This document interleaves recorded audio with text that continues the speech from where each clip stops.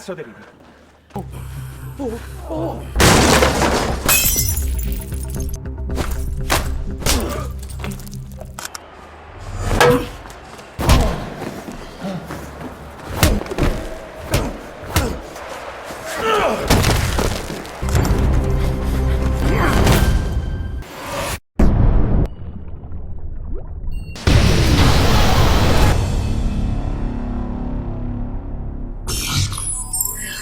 Cerita ini dimulai di kota Roma, Italia. Di tengah keramaian kota, tiba-tiba ada satu pria yang lari sambil ngos-ngosan nerobos jalan raya. Mukanya kelihatan panik dengan sebuah jam tangan mewah di genggamannya. Pria yang lagi kejar-kejaran sama polisi itu bernama Enzo. Dia lari melewati demo yang sedang terjadi di tengah kota dengan terburu-buru. Karena udah keburu panik dan bingung, ia pun berlari kembali sampai akhirnya ngumpet di kapal pengangkut sampah yang lagi bersandar di pinggiran sungai.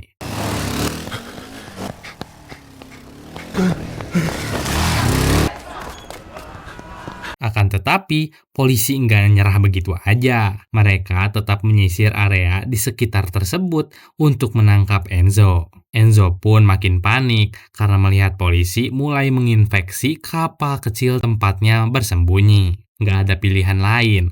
Enzo yang kepepet akhirnya nyemplung ke dalam kali tersebut sebagai langkah terakhirnya. Dan justru disinilah mimpi buruknya dimulai. Ketika ia berusaha untuk keluar dari kali tersebut, setelah memastikan para polisi sudah pergi, pria itu gak sengaja nginjek drum berisi cairan radioaktif yang membuat dirinya keseret pusaran hitam pekat. Enzo tenggelam di dalam cairan beracun itu, hampir mati, sampai akhirnya dengan sisa tenaga dia bisa keluar dan naik ke daratan dalam kondisi lemah total.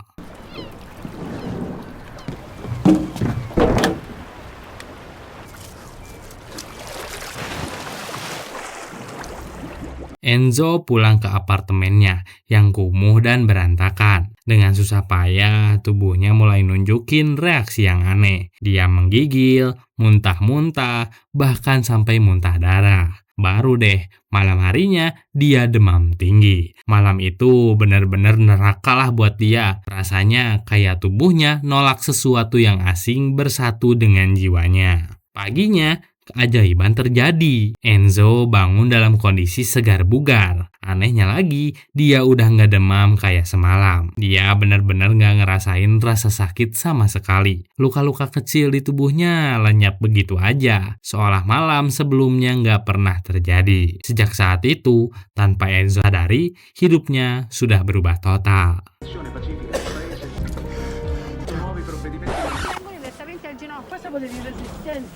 Beberapa waktu kemudian, Enzo datang menemui Sergio buat jual jam mewah yang kemarin dia curi. Tapi karena Sergio ini nggak ada di rumah, ia pun nyari orang itu sendiri ke markas gangster tempat Sergio berada. Oh iya, Sergio ini adalah anggota geng kriminal yang kerja buat bos besar bernama Fabio, yang dijuluki The Gypsy. Fabio ini tipikal bos kriminal yang kelihatan agak norak tapi tetap kejam, terutama ke anak buahnya. Sikapnya flamboyan, narsis, serta terobsesi pengen terkenal kayak bintang pop. Di dunia kriminal Roma, dia dikenal sadis dan gak segan ngebuang anak buahnya yang gagal.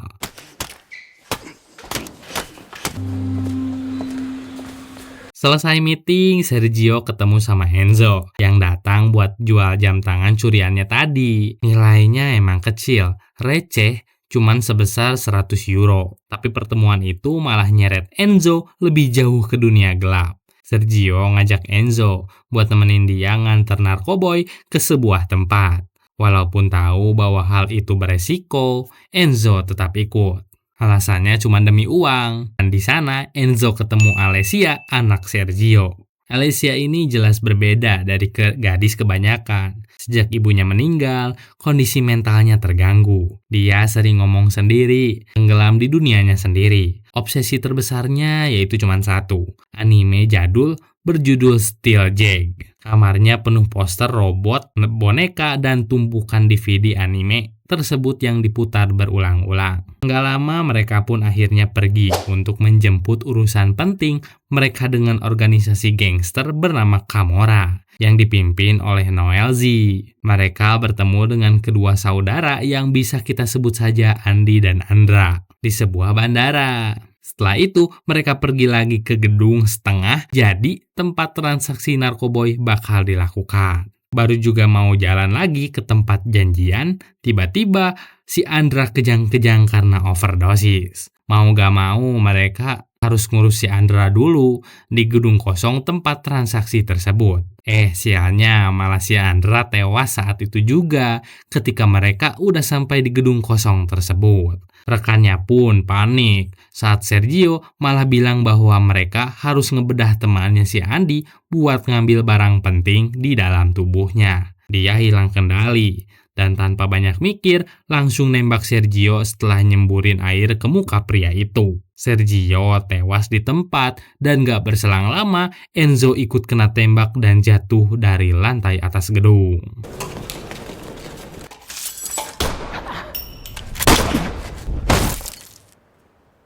Harusnya itu jadi akhir hidup Enzo, tapi ternyata Enzo cuma pingsan sebentar. Begitu sadar, dia bangun tanpa ada luka serius. Bahkan peluru yang bersarang di tubuhnya gak bikin dia ngerasa sakit sama sekali. Dengan keadaan linglung dan ketakutan, Enzo lari pulang ke apartemennya setelah itu. Di tempat lain, Fabio dan anak buahnya tengah menemui Nunzia Locasimo di sebuah klub. Nunia adalah teroris sekaligus pemimpin dari klan Karoma, salah satu bandar narkoboy paling berpengaruh di Roma. Seharusnya Fabio menjual barang kiriman Sergio kepada Nunia. Namun tewasnya Sergio dan kurirnya membuat Fabio terdesak. Meski ia berdalih bahwa kesepakatan berjalan lancar, Fabio sadar betul jika Nunia mencium kebenaran di balik kebohongannya. Nyawanya berada di ujung tanduk. Balik lagi ke keadaan Enzo yang setelah sampai di rumah, di bawah tangga ia dihentikan oleh Alessia yang nampak panik nanyain ayahnya. Tapi Enzo yang masih mencerna kejadian itu langsung masuk kamar dan nutup pintu ninggalin Alessia. Dia nggak siap buat ngejelasin semuanya ke Alessia. Di dalam kamar, Enzo memperban luka tembaknya dan dia juga ngerasa aneh karena gak ngerasa sakit sama sekali setelah mengalami hal kayak tadi. Di luar, Alessia terus-menerus menggedor pintu rumah Enzo. Ia berteriak minta jawaban. Enzo yang sudah capek dan kesal memukul pintu tersebut dan pintunya pun jebol kayak sobekan kertas.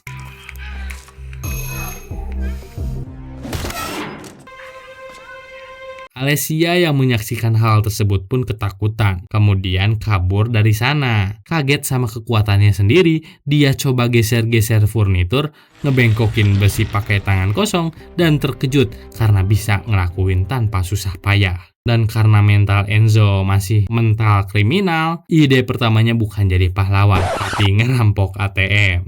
Buset! Dengan hoodie dan penutup wajah, ia memanfaatkan kekuatan barunya untuk membongkar ATM dan menggondol berangkasnya. Begitu urusan selesai, ia pulang membawa tumpukan uang yang langsung ia pakai untuk membeli makanan dan keperluan lainnya. Di saat yang sama, Fabio datang bersama anak buahnya ke apartemen Sergio buat nginterogasi Alessia. Jawaban Alessia yang polos dan malah ngelantur soal anime ke Fabio bikin Fabio makin kesel. Tepat sebelum situasi makin parah, Enzo muncul. Ia dianggap menginterupsi interogasi Fabio saat itu sampai-sampai Enzo ditampar olehnya. Setelah Enzo pergi, anak Sergio pun dibawa masuk oleh Fabio ke dalam apartemennya buat digeledah. Ketika para anak buahnya sedang ngebedah rumah Sergio dan mengancam Alessia, Enzo masuk lewat jendela dengan setelan persis saat dia nyolong ATM buat nutupin identitasnya. Dengan mudah, ia mengangkat salah satu anak buah Fabio dan membantingnya ke meja hingga hancur. Rekan-rekannya yang lain mencoba melawan, namun mereka bukan tandingan bagi kekuatan supernya. Sadar bahwa mereka gak mungkin menang, Fabio dan sisa anak buahnya segera melarikan diri dari sana. Tapi sebelum benar-benar pergi, Fabio sempet-sempetnya nebas satu jari kaki Enzo, abis itu kabur gitu aja. Setelah itu, Enzo membawa Alessia ke apartemennya agar ia berada di tempat aman. Enzo juga mencoba merekatkan jarinya yang terputus kembali ke tempatnya, berharap ada keajaiban yang menjambungkan saat fajar tiba. Di sisi lain, Alessia yang terbelenggu gangguan jiwa yakin betul bahwa Enzo adalah Hiroshi Shiba atau superhero G dari anime favoritnya yang datang untuk menyelamatkannya. Enzo tak berniat membantah, ia memilih mengikuti delusi itu demi kenyamanan Alessia.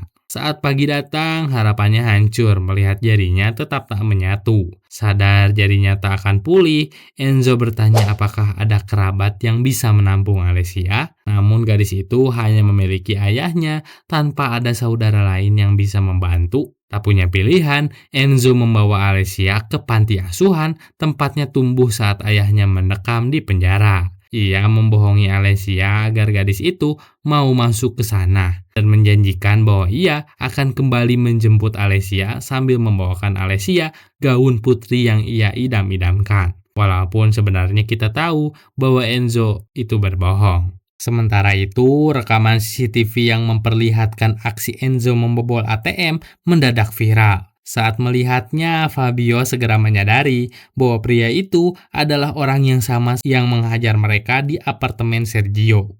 Nggak lama kemudian, mereka sampai di markas. Rika, salah satu anak buahnya, bawa kabar bahwa Nunzi udah neken mereka buat segera bayar uang kokain yang telah didapatkan. Rika juga mengusulkan agar mereka meminjam uang demi melunasi kesepakatan dengan Nunzia. Namun Fabio menolak mentah-mentah ide itu. Ia justru memutuskan untuk mempercepat rencana perampokan truk pengangkut uang yang seharusnya dilakukan setelah transaksi usai. Adegan beralih saat Enzo menemukan tumpukan dokumen di antara barang-barang peninggalan Sergio. Kertas-kertas itu ternyata berisi rencana matang untuk mencegat sebuah truk pengangkut uang. Target yang sama persis dengan incaran geng Fabio. Tanpa disadari, Enzo dan kelompok Fabio kini bergerak menuju titik koordinat yang sama untuk mengeksekusi perampokan di waktu yang bersamaan. Fabio dan anak buahnya sudah bersiaga dengan senjata di pinggir jalan tol. Namun Enzo tiba-tiba muncul dan mencegat truk itu lebih dulu. Dengan kekuatan supernya, ia menjarah seluruh isi truk dalam sekejap. Fabio sempat melepaskan tembakan, tetapi Enzo berhasil melesat pergi sebelum mereka sampai meringkusnya. Sesampainya di rumah, Enzo yang habis belanja banyak nih, dikejutkan oleh kedatangan polisi yang membawa Alessia. Gadis itu rupanya keluyuran sendirian untuk mencarinya. Enzo segera menariknya masuk, memarahinya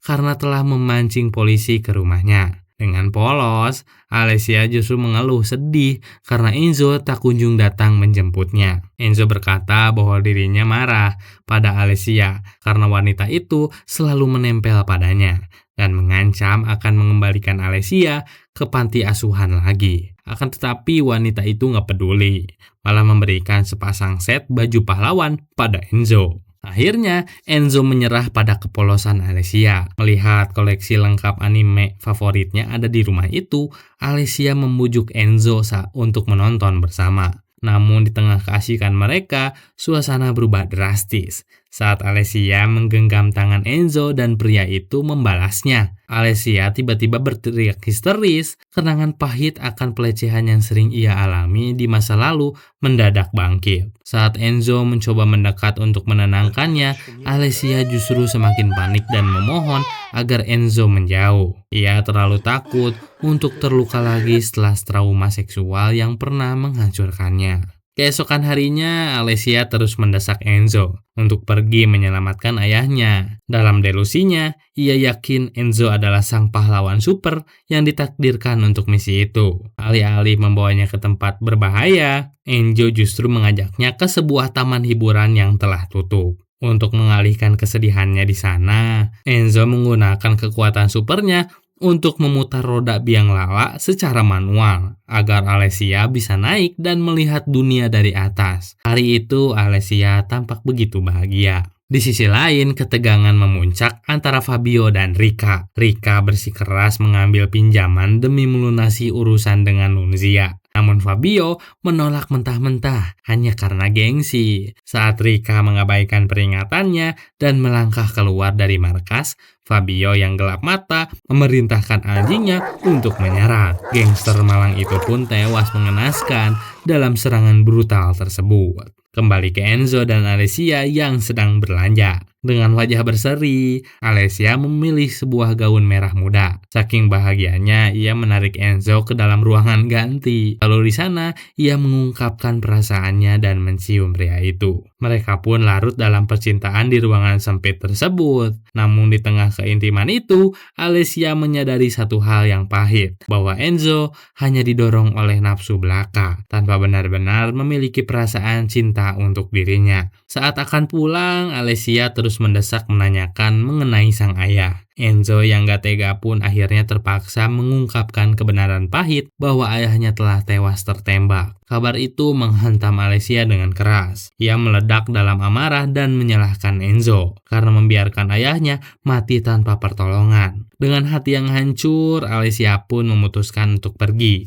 dan meninggalkan pria itu. Dunia mulai mengenal Enzo sebagai super kriminal setelah aksi perampokan truknya meledak di internet. Hal ini memicu kecemburuan Fabio. Ia merasa tersaingi dan terobsesi mencari cara untuk memiliki kekuatan super yang sama. Melihat Alessia mencoba kabur dengan tram, Enzo terpaksa menggunakan kekuatannya untuk menghentikan kendaraan besar itu di tengah jalan. Sambil memohon maaf, Enzo akhirnya berjanji akan membawa Alessia menemui ayahnya. Janji itu melunakkan hati Alessia. Ia setuju untuk ikut, namun memperingatkan Enzo agar memakai masker di kemudian hari. Enzo pun tersadar bahwa kerumunan orang di sekitar mulai merekam aksinya dengan ponsel. Sadar identitasnya sebagai super kriminal kian terancam, ia langsung menggendong Alessia. Tiba-tiba saja dari kejauhan terdapat ledakan besar yang mengagetkan masyarakat. Enzo nggak ambil pusing, ia lanjut kabur secepat kilat dari sana. Di tempat lain, Fabio menemui seorang rekan sesama pengedar bernama Cello untuk meminjam uang demi melunasi utangnya pada Nunzia. Namun pertemuan itu berubah menjadi maut saat Nunzia dan kelompoknya datang menyerbu karena geram akan keterlambatan pembayaran. Fabio hampir mati terbakar kalau nggak ada Cello yang bangkit dari kematian. Padahal sebelumnya ia sudah tertembak duluan. Baku tembak pun pecah, menyisakan hanya Nunzia dan Fabio yang selamat dari maut. Fabio yang berhasil lolos segera pulang hanya untuk menemukan kantornya telah menjadi ladang pembantaian. Di tengah kehancuran itu, layar televisi menyiarkan tindak kriminal Enzo. Fabio yang mengenali sosok tersebut langsung berencana memanfaatkan kekuatan Enzo untuk membalas dendam. Sadar identitasnya telah terungkap, Enzo dan Alessia melarikan diri keluar kota dan bersembunyi di sebuah hotel. Di sana, Enzo membuka diri tentang masa lalunya yang kelam dan bagaimana ia kehilangan semua temannya dalam sebuah perampokan tragis. Namun, ketenangan mereka hancur saat Fabio tiba-tiba menyergap dan melumpuhkan Enzo dengan peluru penenang. Begitu terbangun, Enzo mendapati dirinya terikat tak berdaya di tempat tidur. Sementara Fabio mengancam nyawa Alessia demi memeras rahasia kekuatan supernya. Enzo kemudian menggiring Fabio ke tepi sungai dan memintanya untuk melompat jika ingin mendapatkan kekuatan tersebut. Fabio ragu, curiga bahwa itu hanyalah jebakan untuk menenggelamkannya. Apalagi saat ia tahu bahwa saudaranya, Tazina, ditusuk oleh Alessia saat sedang menjaga penyekapan Alessia. Di tengah kecurigaan itu, Nunzia dan pasukannya datang menyergap dengan hujan peluru. Dalam baku tembak yang kacau, Alessia dan Fabio tertembak. Alessia tewas seketika. Sementara Enzo yang mendekatinya melihat Alessia perlahan-lahan tak sadarkan diri. Untuk menuntaskan dendamnya, Nunzia membakar Fabio hidup-hidup dan membuangnya ke sungai. Di saat-saat terakhirnya, Alessia berbisik meminta Enzo menggunakan kekuatannya untuk menolong orang lain dengan menjadi Jack, pahlawan favoritnya.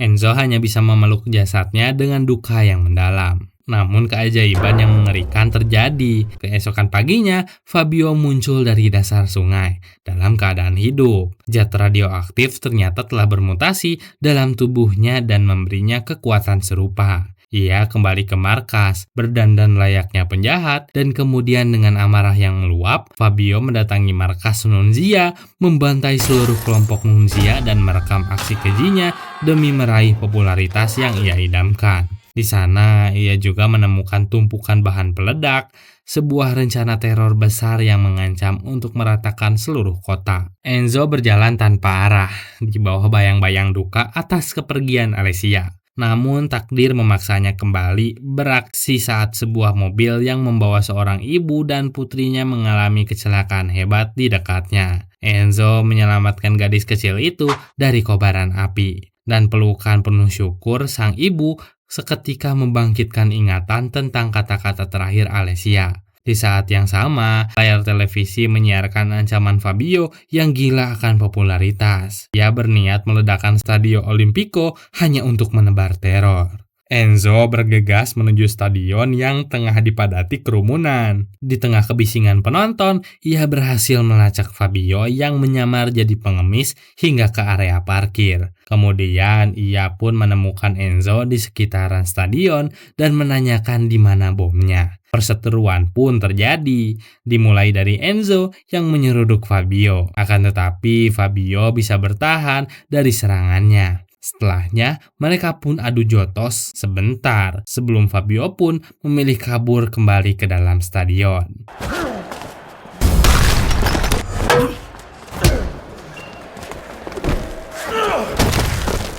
Enzo mengejar Fabio sampai ke tribun stadion dan mereka pun kembali berkelahi di sana. Pengejaran berlanjut hingga keluar stadion. Enzo ngejar Fabio lagi sampai jatuh dari atas tribun loh. Untungnya dia masih hidup dan bisa berdiri buat nyari Fabio lagi. Sampai akhirnya Enzo menemukan bom tersebut tersembunyi di dalam sebuah ambulans. Karena tak sanggup menjinakkannya, ia membawa bom sekaligus ambulansnya menuju jembatan. Alih-alih cepat sampai ke jembatan, ia malah dihadang oleh polisi. Enzo yang gak punya pilihan lagi pun akhirnya nekat lari sambil bawa bom yang masih aktif tersebut menuju jembatan. Di bawah sisa waktu 1 menit yang mencekam, Enzo dan Fabio bertarung habis-habisan merebutkan bom tersebut. Di detik terakhir, Enzo memilih pengorbanan terbesar. Ia memeluk bom itu dan terjun ke sungai bersama Fabio. Ledakan dahsyat mengguncang sungai, menewaskan Fabio seketika di mana kepalanya yang terputus terdampar di atas jembatan. Enzo pun dinyatakan gugur dalam tugas dan kini dieluk-elukan sebagai pahlawan oleh seluruh kota. Namun di puncak Koloseum, saat matahari terbenam, sesosok bayangan tampak berjaga mengawasi Roma. Ia mengenakan topeng jig yang diberikan oleh Alessia. Karena sang pahlawan baru telah lahir. Dan itulah kisah seorang manusia yang bisa dapat kekuatan luar biasa. Dan film pun berakhir. Nah, itulah kisah seorang manusia biasa yang dapat kekuatan luar biasa. Tapi justru bingung gitu harus ngapain dengan semua itu. Film ini tuh ngingetin kita loh, kalau kekuatan dalam bentuk apapun gak otomatis bikin seorang tuh jadi baik gitu. Karena yang paling berat itu bukan ngalahin musuh, tapi ngalahin diri sendiri dan masa lalu yang terus ngejar. Kadang yang kita butuhin tuh bukan kemampuan buat menghancurkan, tapi alasan buat kita berubah. Ada satu kutipan nih yang relevan gitu sama film ini dari Albert Camus. Perjuangan itu sendiri sudah cukup untuk mengisi hati manusia. Karena dalam film ini, perjuangan untuk menjadi manusia yang lebih baik tuh ternyata jauh lebih sulit sob dan bermakna daripada sekedar memiliki kekuatan super. Kalau kalian suka nih sama cerita film ini yang gelap, realistis, dan karakternya terasa manusiawi, santai aja bos. Tonton sampai habis ya. Dan tulis pendapat kalian di kolom komentar. Kalau misalkan kalian ada saran atau apapun untuk channel ini berkembang lebih baik untuk kedepannya, komen aja ya guys ya. Karena kami bakal mengevaluasi semua saran dan pesan kalian untuk menjadikan channel ini menjadi lebih baik kedepannya. Terus jangan lupa buat like dan share video ini kalau suka sama konten ini.